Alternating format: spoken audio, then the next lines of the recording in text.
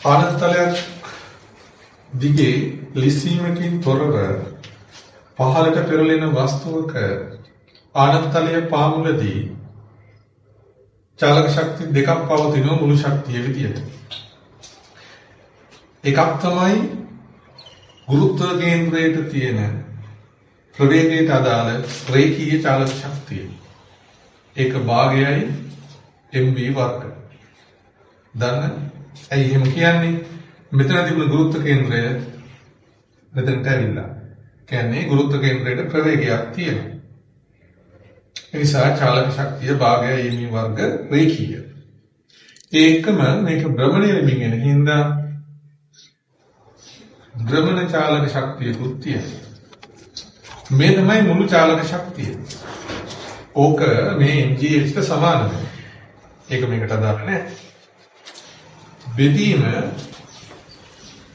භ්‍රමණ චාලක ශක්තිය. මේකට අනුපාතයක් තමයි අහන්නේ. තර භාගය අයින් කරන්න m v වර්ග ධන i වල අගය දීලා තියෙනවා. භාගයයි m r වර්ග.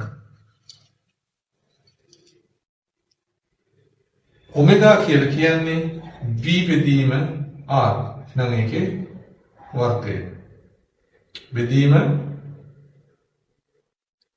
භාගයයි m r වර්ග නැවතත් ඔමෙගා වර්ගය v බෙදීම r වර්ගය. එතකොට m ඉවත් වෙනවා. මෙතනින් r වර්ගයකට මේ r වර්ගයක් කැපෙනවා. මෙතනත් r වර්ගයට r වර්ගයක් කැපෙනවා. එතකොට වම්ස් පිටන ඉතුරු වෙනවා v වර්ගයක් ධන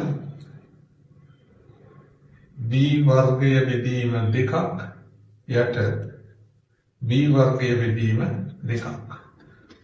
3v වර්ගයට 2 බෙදීම v වර්ගයට 2. එතකොට භාගය ඉවත් වුණාම 1